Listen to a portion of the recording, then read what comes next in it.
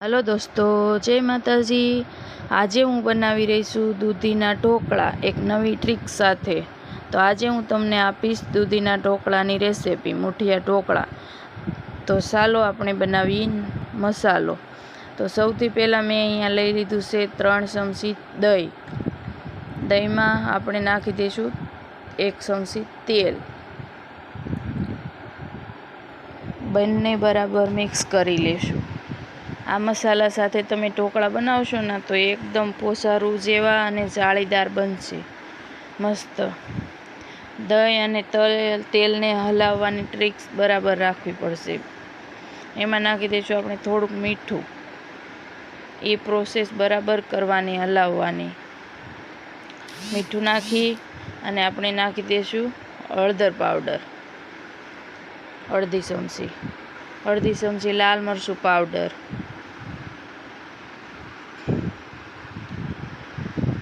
અડધી ચમચી ગરમ મસાલો નાખી દઈશું। આ બધા મસાલા આપણે મિક્સ કરવાના છે અને થોડાક આપણે અજમા લઈ અને હાથથી ક્રશ કરી અને અજમા નાખી દઈશું। અજમા નાખવાથી ઢોકળા પચવામાં બરાબર રહેશે। અજમા અને હિંગ નાખવી જરૂરી છે, આપણે ઢોકળા પછી આપણે પેટમાં ન દુખે। અને અડધી ચમચી નાખી દીધી છે વરિયાળી। 1 ચમચી નાખી દઈશું તલ।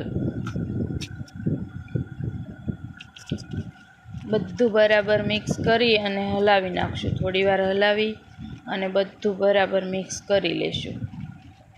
આ મસાલાની ટ્રીકથી તમે બનાવશો ઢોકળા તો એકદમ પોસારું જેવા બનશે। નવી ટ્રીક સાથે આપણે ઢોકળા બનાવશું। હવે એમાં નાખી દઈશું આપણે 1 ચમચી ખાંડ।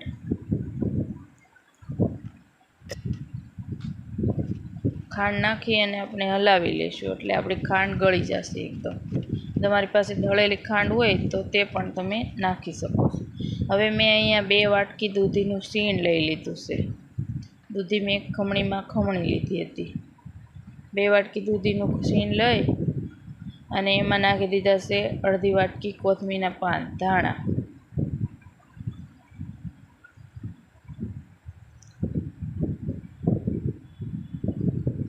ધાણા નાખી અને આપણે નાખશું લસણની પેસ્ટ। લસણ વધારે નાખ્યું છે મેં।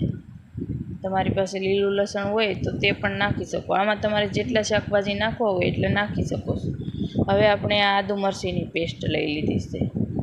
ગમે તે કોબીજ છે, ગમે તે શાકભાજી તમે ઉમેરી શકો છો, ગાજર। અને અડધી ચમચી આપણે નાખી દીધી છે હિંગ। હિંગથી આપણે સારું રહેશે। અને આ 1 વાટકો ભરીને મેં ઘઉંનો કરકરો લોટ લઈ લીધો છે। ઘઉંનો કરકરો લોટ લેવાથી આપણા ઢોકળા એકદમ મસ્ત બને છે। અને અડધો વાટકો મેં પોણો વાટકો છે જુવાર બાજરીનો લોટ છે। એમાં આપણે 2 ચમચી નાખી દઈશું ચણાનો લોટ। ચણાનો લોટ ઝાઝો નથી નાખવાનો, નકર ઢોકળા ચીકણા થશે, પાછા ચીગાશવાળા બનશે। એટલે તમારે જુવાર બાજરી ન નાખવી હોય તો તમે 2 વાટકી ઘઉંનો કરકરો લોટ લઈ શકો છો। હવે એમાં નાખી દઈશું આપણે ખાવાના સોડા અડધી ચમચી। ઉપર આપણે અડધું ફાડું લીંબુ નિચોરી દઈશું। પછી બધું બરાબર લોટ બાંધી લેશું આપણે।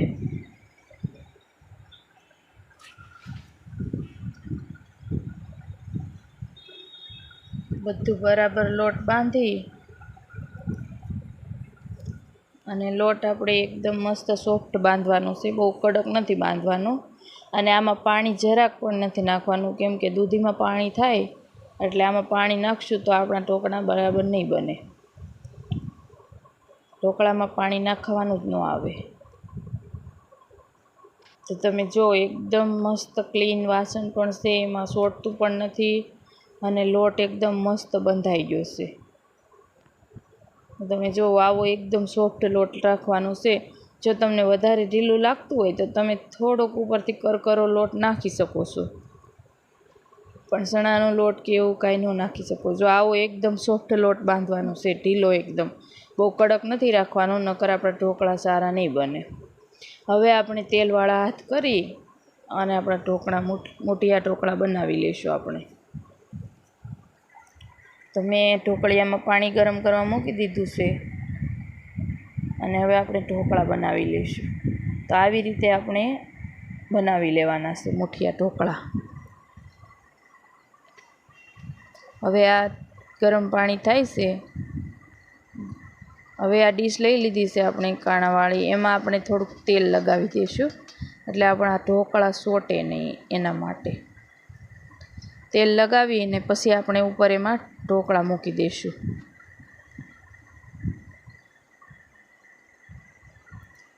તો આવી રીતે આપણે ઢોકળા મૂકી દઈશું. થોડા સેટ દૂર રાખશું, નકર ઢોકળા એકદમ નજીક મૂકશું ને તો એ ફૂલશે, તો બરાબર ફૂલશે નહીં અને એને ફરવાનું પણ નહીં રહે. તો આટલા દૂર મૂકવાના છે, બહુ નજીક નથી મૂકવાના. હવે ગરમ પાણી મૂક્યું હતું મેં, એમાં આપણે આ ડીશ મૂકી દઈશું અને આપણે ઢોકળા આપણે 15 મિનિટ જ બફાવા દેવાના છે. જો ઝાઝા તમે બફાવા દેશો તો એ કડક થઈ જશે, એટલે આપણે 15 મિનિટ જ બફાવા દઈશું. તો જો આપણે 15 મિનિટ થઈ ગઈ છે અને હવે આપણે જોઈ લઈએ ઢોકળા આપણા બફાઈ ગયા છે કે નહીં. તો અહીંયા આપણે ચાકુની મદદથી જોઈ લઈશું. જો ચાકુ એકદમ ક્લીન આવે છે બહાર, ચાકુમાં જરાક પણ નથી ચોટતું, એટલે આપણા ઢોકળા બફાઈ ગયા છે. હવે આપણે લઈ લઈશું એક ડીશમાં અને થોડી વાર માટે એને સાઈડમાં કરી અને ઠંડા કરવા મૂકી દઈશું. જો ગરમ તમે કાપશો ને તો બરાબર પીસ નહીં બને. હવે આ ઠંડા થઈ ગયા છે, હવે એને આપણે કટ કરી લઈશું.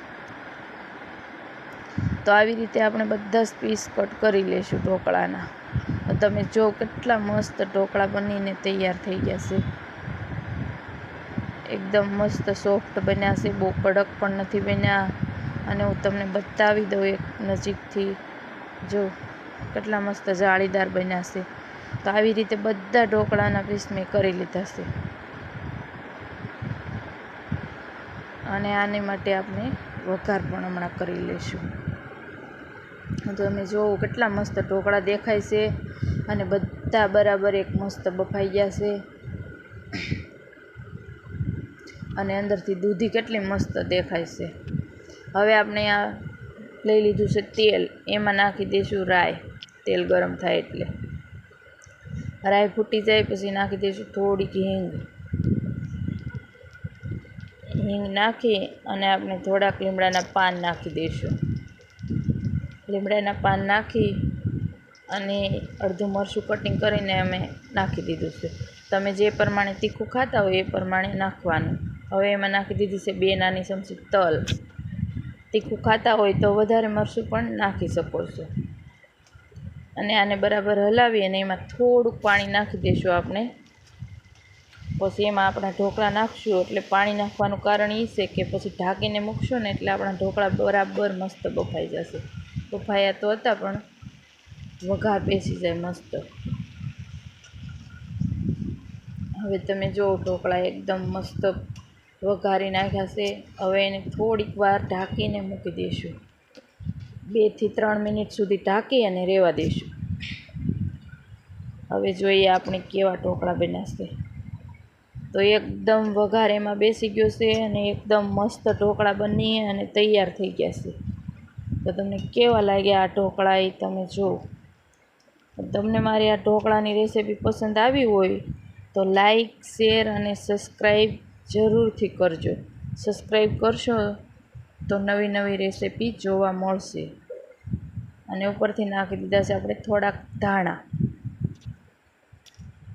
તો જો એકદમ મસ્ત ઢોકળા પોચા મસ્ત બન્યા છે અને દાંત ન હોય એ પણ ખાઈ શકે તેવા ઢોકળા મસ્ત બન્યા છે. તો રેસીપી પસંદ આવી હોય તો લાઈક, શેર અને સબસ્ક્રાઈબ જરૂરથી કરજો. જય માતાજી મિત્રો.